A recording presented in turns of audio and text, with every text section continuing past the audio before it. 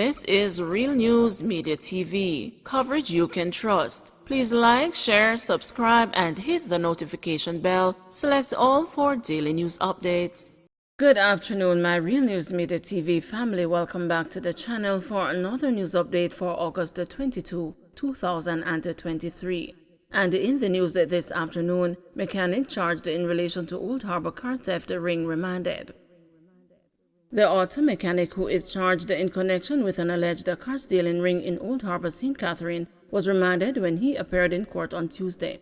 Cleon Mills is charged with larceny of motor vehicle and receiving stolen property. When Mills appeared before the St. Catherine Parish Court, he was ordered remanded until September 8. On August 1, police conducted an operation in the Gordonwood community in Old Harbor, during which 11 stolen motor vehicles were found. The police arrested Mills, who allegedly failed to account for the vehicles. The vehicles were seized and a comprehensive investigation launched, which resulted in Mills being charged. Man turns himself in after allegedly killing cabbie accused of raping teen daughter. A 35-year-old taxi operator turns himself into the police on Monday after allegedly fatally chopping another cabbie who is accused of raping his 13-year-old daughter. According to the police, last Wednesday, the taxi operator's daughter told him that she has been raped by a 34-year-old cab driver who plies the Freehill to Oracabessa route.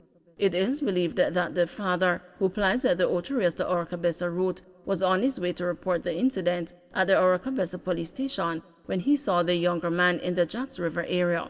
The accused reportedly sped away in his taxi and the father pursued. According to the police, a tire blew on the accused car and he reportedly crashed into the father's vehicle. As the accused cab driver reportedly attempted to flee, the father allegedly chopped him in the back of his head. The police were called and the wounded man was taken to the Port Maria Hospital, where he was pronounced dead. The father turned himself into the police on Monday. Up to Tuesday morning, he had not yet been charged. Investigations are ongoing, as earlier reports suggest that a mob of people were involved in the killing. Medical technologists seek meeting with union to address the differences. Medical technologists are requesting a meeting with the Union of Technical, Administrative and Supervisory Personnel to overturn the current decision not to accept the compensation review package.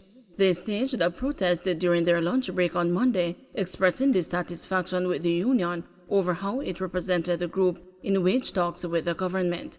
Cassandra Monteith, a medical technologist from the southern region, believes that the proposal under the compensation review will be beneficial to her fellow colleagues. She contended that the package is a major increase compared with their usual salary. The technologists are anxious to sign on. A lot of persons are experiencing severe difficulty and hardship. And the truth is, this wage package offered by the government is the best we've seen thus far. Persons can actually have a livable wage. So technologists in around my circle, in my region, are anxious to sign off. So they have not been able to properly voice and have their opinions aired. I know that was what obtained at the last voting session that we had earlier this year. Persons have recognized the importance of having a voice, and they have made decisions to join the union so they can have a say. My colleague would have mentioned the request for a revote, because now persons are aware, they are more learned, and they are willing to make a decision. One of the problems, another problem that we have with this union, this situation is the dissemination of information. Woman dies from burns following Gregory Park firebombing. A woman who received the burns during the firebombing attack along Walker's Avenue in Gregory Park, St. Catherine, has died. She is Naomi Gokul. Ms. Gokul received severe burns when her home, along with 11 others, were set ablaze in an early morning attack on the community. Resident Cassandra Francis says Ms. Gokul's death is a major blow to the community. It's a lady who grew me. Who grew know, sir, from me a pitney baby, me at 30 years now, and from me a pitney with the runner, I tell you, is a lady we're taking anybody, who is a lady we're taking anybody now. So our house was the first house I watch TV, you know, when me a pitney, run up and down in our yard. If me anybody argue, she's a lady where we pick up, when you load the girl alone and all of them something there, you understand is a good woman, no care who. A good lady. More than 40 residents of Walker's Avenue were left homeless after gunmen torched their homes early Saturday, August the 12th. A taxi driver was killed in the attack. Andre Hilton voted chairman of the PNP's St. Andrew Eastern Constituency Executive. Former People's National Party Member of Parliament Andre Hilton has been voted the chairman of the St. Andrew Eastern Constituency 2 weeks after delegates rejected the leadership of Daniel Hicklin. Hilton received 37 votes in favor of his chairmanship to 26 against at the constituency conference held on Sunday at the PNP's headquarters in St. Andrew. His return as chairman is expected to be ratified by the party's National Executive Council, the second highest decision-making body outside of its annual conference. Hilton's selection as chairman puts him in contention to become the party's standard bearer in the next general election.